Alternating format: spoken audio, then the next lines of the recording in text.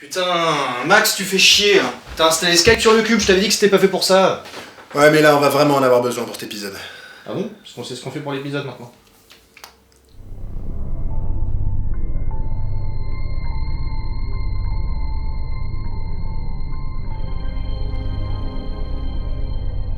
Ah ouais. Ouais, c'est stylé, ok. D'accord. Bah on s'y met.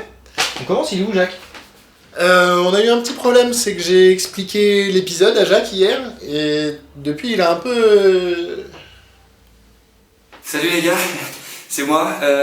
Bah écoutez, cette fois-ci c'est sans moi, hein, parce que déjà le coup des dinosaures, genre les oiseaux c'est des dinosaures, moi ça m'a fait bader, hein, donc là c'est sans moi, alors désolé. Non mais je comprends pas, c'est quoi le problème? Mais c'est super dangereux, Non, c'est fascinant. c'est super flippant, imagine on se prend des météores dans la gueule, hein, on fait Mais comment? non, je t'arrête, on peut pas se prendre de météores dans la gueule. On peut se prendre une météorite. On peut se prendre un astéroïde. On peut se prendre un météoroïde, on peut se prendre une comète dans la gueule. Mais on peut pas se prendre un météore. Oui mais si tu... Mais d'accord, mais c'est quoi la différence? Alors, les météores, c'est jamais rien de plus que des jolies étoiles filantes. Voilà, l'été, dans le ciel, c'est beau. Après, quand c'est un petit peu plus gros, c'est un peu plus...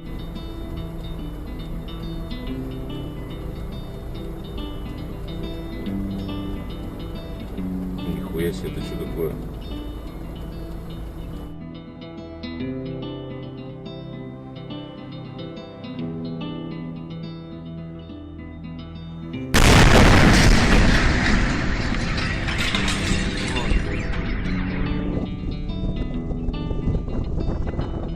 Voilà, mais ça c'est flippant, Une météorite, c'est ce qui a survécu à la traversée de l'atmosphère et à l'impact avec la Terre.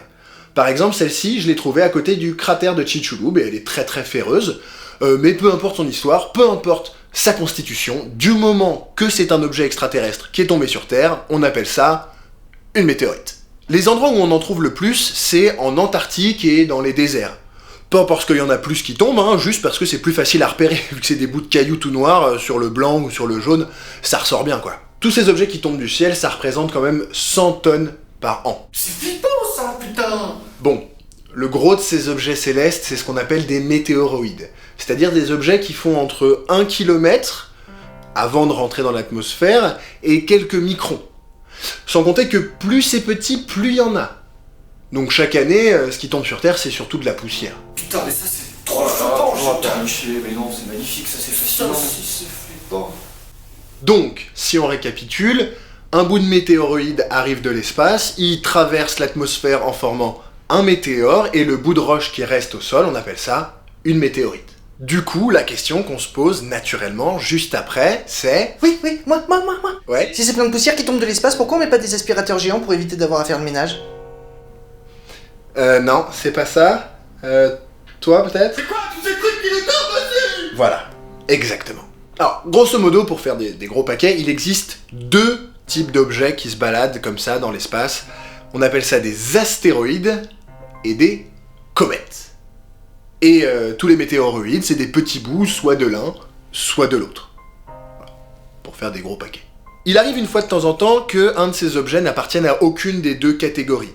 Ça peut être un bout de la surface de Mars ou de la Lune par exemple. Imaginez, un astéroïde arrive, explose la surface, un bout part dans l'espace et finit par retomber sur Terre. Et si tu la trouves, t'es content. Parce que, imaginez, dans tous les muséums d'histoire naturelle du monde et dans les collections privées de tous les milliardaires mégalomanes méchants, il en existe que 15 lunaires et 11 martiennes. Du coup, ça coûte une blinde ce truc.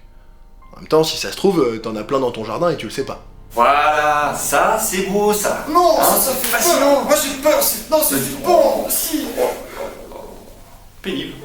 Imaginez que chacun de ces astéroïdes et de ces comètes ont une histoire singulière et fascinante, faite de voyages interplanétaires, de silence cosmique et d'errance dans l'immensité du cosmos. Attention, là, c'est un peu trop lyrique. Toutes ces étoiles filantes qui réchauffent nos cœurs en été mieux que 1000 soleils, qui nous permettent d'accrocher nos rêves fugaces dans l'immensité du... Trop lyrique. Pardon. Et là je sens, jeune néophyte, que tu te demandes « Mais c'est quoi en fait la différence concrète entre un astéroïde et une comète ?» Ah bah ouais tiens, moi je sais. C'est qu'en fait les astéroïdes elles viennent de la ceinture d'astéroïdes alors que les comètes elles viennent de la ceinture de Kuiper ou du nuage de Oort. Mais c'est des objets qui n'ont pas suivi les mêmes transformations. Ah non, pas de spoil hein. D'accord. Donc, la première différence, c'est qu'ils ne viennent pas du même endroit. J'ai justement un astéroïde dans mes contacts. Je suis pas un astéroïde, je suis Alors Cérès, comme la plupart des astéroïdes, habite dans la ceinture d'astéroïdes. D'où le nom ceinture d'astéroïdes qui se trouve entre Mars et Jupiter. Parce qu'il y a énormément de place entre Mars et Jupiter. Imaginez, la ceinture d'astéroïdes se trouve entre 2 et 4 unités astronomiques.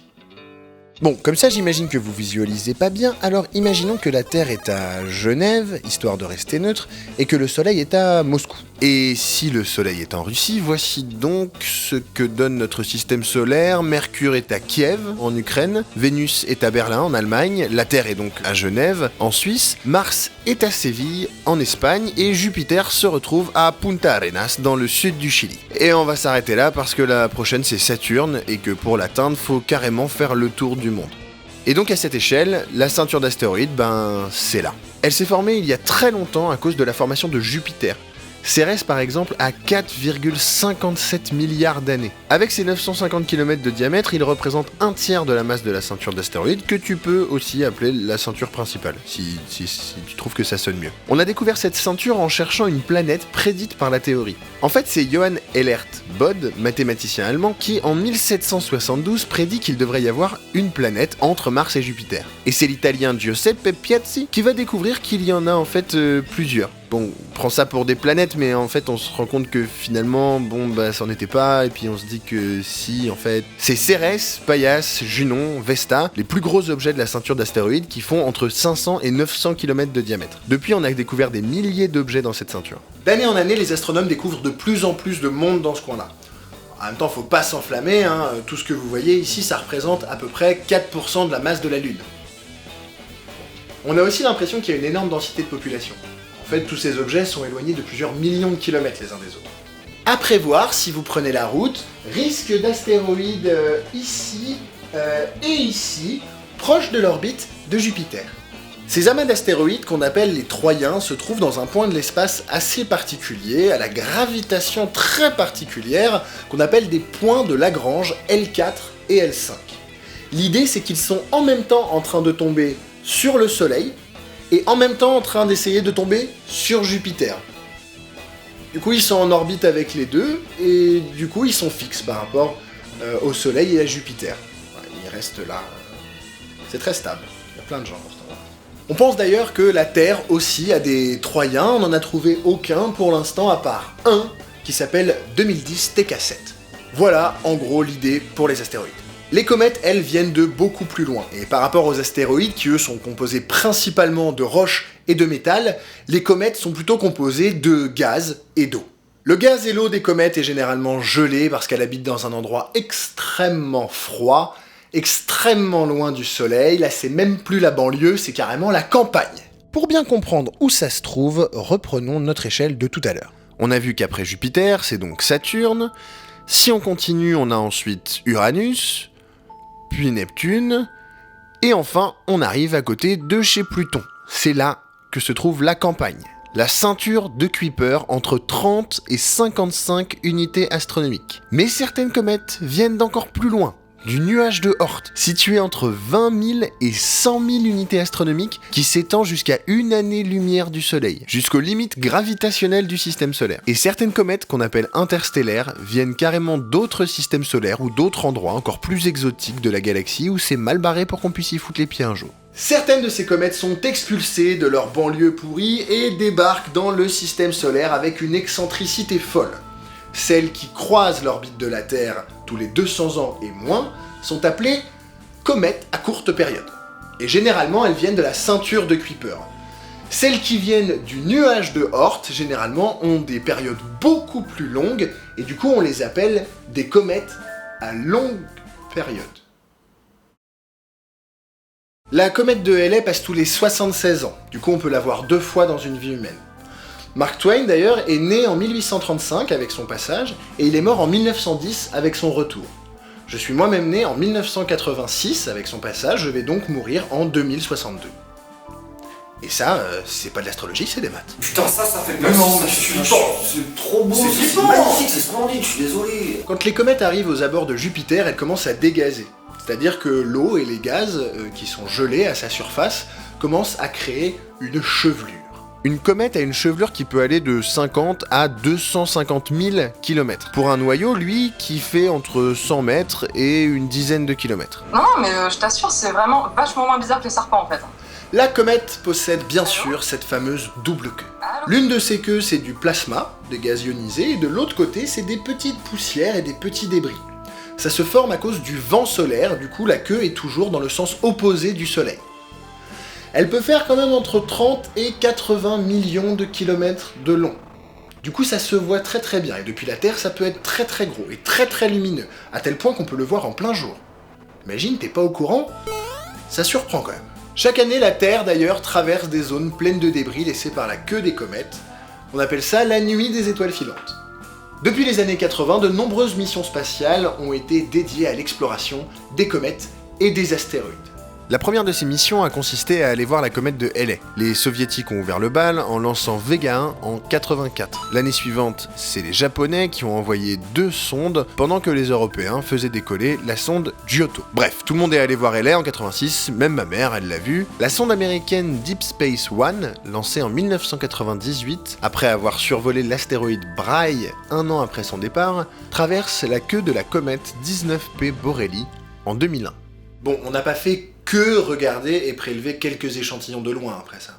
La sonde Near Schumacher, après avoir cartographié la surface de 433 Eros entre avril et octobre 2000, un des plus gros astéroïdes géocroiseurs, voilà, je vous ai pas encore parlé des astéroïdes géocroiseurs, mais ils font quand même bien flipper ceux-là, les chercheurs décident en 2001 de faire un petit jeu pas vraiment prévu à la base. Les gars, le premier qui arrive à se poser sur la comète, je lui paye un café. Carrément. Fais chauffer les piécettes. Long sans sucre, hein. En 2010, la JAXA, agence spatiale japonaise, parvient à poser Hayabusa sur l'astéroïde Itokawa pour y prélever des échantillons. Et après moult péripéties, les ramener sur Terre. Les analyses vont prendre 5 mois pour savoir si oui ou non elle avait bien ramené de la matière extraterrestre ou de la poussière qui traînait quand elle a atterri. Et la réponse est oui. La sonde, évidemment américaine Deep Impact, lancée en 2005, balance, elle, sur le noyau de Temple One, un objet de 400 kg à pleine vitesse en 2005. Il analyse les poussières créées par le cratère. À la surprise générale, on se rend compte que la surface n'est pas recouverte d'une glace bien dure, mais plutôt d'une sorte de sable, mal accroché au sol car la gravité est très faible. Ce qui fait beaucoup flipper les concepteurs de la sonde européenne Rosetta, lancée en 2004, qui après avoir survolé les astéroïdes Stein en septembre 2008 et Lutetia en juillet 2010, comptait se mettre en orbite à 100 km autour de la comète 67P Churyumov-Gerasimenko, 10 ans après son lancement, hyper loin, près de l'orbite de Jupiter pour qu'elle soit pas encore trop en train de dégazer, soit en 2014, ce qui constitue déjà une première technologique. Mais là où il n'était vraiment pas rassuré à l'agence spatiale européenne, c'était pour Philae, un petit atterrisseur qui devait se poser à la surface. Ils avaient tout prévu pour atterrir sur de la glace, pas sur de la poussière flottante de merde. Bref, après un gros moment de stress, genre 10 ans, il s'est finalement posé sur le noyau de la comète le 12 novembre 2014, d'une manière un peu rock'n'roll certes, mais il s'est posé. Nous avons d'ailleurs la chance d'interviewer un spécialiste qui a suivi de près cette question. Alors du coup, la question que tout le monde se pose, les comètes, fascinant ou flippant? Écoutez, une étude toute récente de 2007 a été faite au Guatemala, et la réponse est évidente, c'est fascinant et flippant. L'autre question qu'on peut se poser assez rapidement, c'est finalement Rosetta, à quoi ça sert? À quoi sert Rosetta? Bon, on va élever un peu. Ce qui n'est pas une mauvaise question. Non, c'est pas une mauvaise question, mais on va élever un peu le débat à des hauteurs où Éric Zemmour n'irait pas tout seul. Merci. Parce que pour une fois, on va célébrer l'Europe. On va célébrer, au fond, une œuvre commune, une politique commune, enfin, qui a été conçue il y a plus de 20 ans. Donc, et au fond, un travail qui ensuite a progressé, 10 années de voyage à tête. Non mais attends, il répond pas du tout à la question là. Je note que tu n'as pas répondu à la question, mais non, mais parce que j'aurais été incapable de répondre aussi, parce qu'il posait une question scientifique. À quoi ça sert d'envoyer un robot sur une comète qu'on connaît à peine? J'avoue que je ne sais absolument pas pourquoi, mais après tout, peut-être que ça a un intérêt, je n'en sais rien. Pascal avait posé une question initiale et on n'a pas été capable d'y répondre. C'est à quoi ça sert? Peut-être que ça sert à rien. Tu crois vraiment qu'on a dépensé 1,4 milliard d'euros et que 2000 personnes ont travaillé pendant 10 ans pour un projet qui sert à rien? C'est notre argent, c'est notre argent. Oui, enfin bon, c'est notre argent avec les Allemands, c'est nous qui payons. C'est nous qui payons, comme disait Colin. Alors déjà, on n'a pas tout payé, on a payé 1/5. Mais si tu considères que 1/5 c'est la totalité, y a pas de problème, on va au resto quand tu veux et puis je t'invite. La totalité des 1/5. Le progrès est en crise depuis la guerre de 14. Bon, de toute façon, des raisons, il y en a plein et je m'en vais vous le démontrer avec un top des meilleures raisons d'avoir envoyé Rosetta dans l'espace.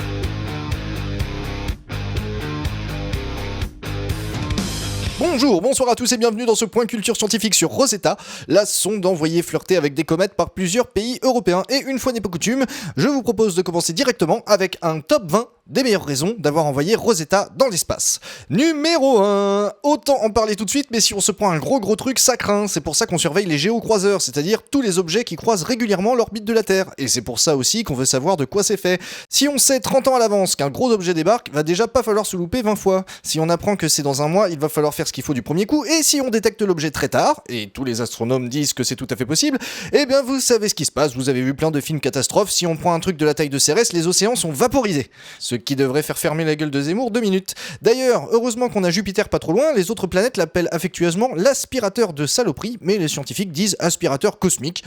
C'est plus soutenu, puisque par sa taille et sa masse, elle attire beaucoup plus les trucs qui passent par là que les autres planètes du système solaire, et les astronomes l'ont même vu se prendre une comète une fois, Schumacher-Levy 9. Et s'il n'y avait pas Jupiter, on se prendrait vraisemblablement trop souvent d'objets comme celui qui aurait causé l'extinction des dinosaures pour qu'une vie puisse simplement voir le jour sur notre planète. Ça serait comme essayer d'arriver au niveau 255 de Pac-Man avec un type qui te demande toutes les 2 secondes « T'en es où ? T'en es où ? T'en es où ? T'en es où ?» C'est pas impossible, mais même si ça marche, à un moment tu paumes mais t'es obligé de tout recommencer du début, voilà.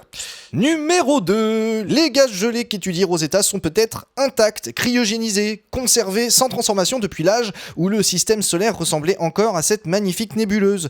Ce qui en ferait une mine d'informations incroyable pour comprendre tout un tas de trucs sur la formation de notre système solaire, et ça, c'est vachement... c'est bien quoi.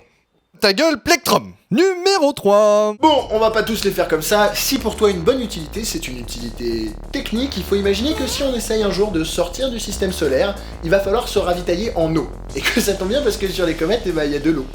Voilà, parce que boire son pipi pendant 20 générations, il y a un moment où ça commence à bien faire. On peut aussi peut-être imaginer de détourner des astéroïdes pour les ramener près de la Terre, les laisser en orbite autour de la Terre et construire autour d'elle des gigantesques stations minières pour pouvoir exploiter les minéraux qu'il y a à l'intérieur, qui sur Terre sont plutôt rares et difficiles d'accès, et puis peut-être bientôt épuisés. Et puis surtout, ça va nous permettre d'avancer un pas de géant sur la question des origines. C'est pour connaître l'origine du monde. Voilà, c'est ça. J'avais lu ça aussi, que j'avais mis en incise, mais ça me semblait... L'origine du monde... On peut voir Julien... On peut voir pas Julien Courbet, on peut voir Courbet, le tableau de Courbet. Mais enfin, bon, bref. Alors non, pas l'origine de Courbet. Encore moins l'origine de Julien Courbet. Non. Ça permet de répondre notamment à l'origine du Soleil, par exemple. En étudiant les comètes, on arrive à voir des gaz qui sont des gaz solidifiés, gelés, de ce qu'était la première nébuleuse dans laquelle s'est formé le Soleil. Voilà, une nébuleuse, c'est un truc comme ça. Voilà, ça c'est beau ça. Mais si, regarde, t'en prends plein de trucs, les mirettes là, voilà, c'est magnifique. D'accord. Mais oui, je t'ai dit que c'était magnifique. C'est mignon, mais bon, quand même, c'est pas rassurant. La deuxième grande question des origines, c'est comment s'est formée la Terre. Parce que la Terre, c'est un gros tas d'astéroïdes. Donc du coup, en étudiant les astéroïdes qui sont dans la ceinture d'astéroïdes, on pourra mieux comprendre comment s'est formée la Terre. Reconstituer son histoire. La troisième question, c'est la question de l'origine de la vie. Il y a des gens qui disent que les premières briques de la vie sont arrivées depuis l'espace. Et d'autres qui travaillent d'arrache-pied à comprendre comment ils ont pu se former sur Terre. Donc si on découvre que c'est formé sur l'espace, c'est pas la peine d'aller les chercher sur Terre. On a d'ailleurs trouvé des traces d'acides aminés dans certaines comètes. Incroyable. Les acides aminés, c'est quand même ce qui produit les protéines. Les protéines, c'est ce qui est produit par l'ADN, l'ARN. Voilà, c'est la base de la vie, quoi. L'autre grande question des origines, c'est l'origine de l'eau. Voilà, l'eau, jusqu'à maintenant, on pensait que ça avait été amené par les comètes, et on s'est rendu compte en fait qu'il y avait plein d'astéroïdes qui avaient aussi de l'eau à l'intérieur, dans leur noyau. Bon, on peut avancer scientifiquement sur les questions des origines de quasiment tout. Sauf de ta gueule. Il y a un moment, faut pas tout ramener à ta gueule non plus. Voilà, et ça, hein, ça c'est pas beau ça? Ouais, c'est fascinant, c'est incroyable, c'est... Oui, d'accord, c'est joli, c'est vrai. Viens à moi, origine de l'univers. C'était quoi ça? C'était une comète interstellaire, elle est arrivée direct face au soleil, invisible, imparable.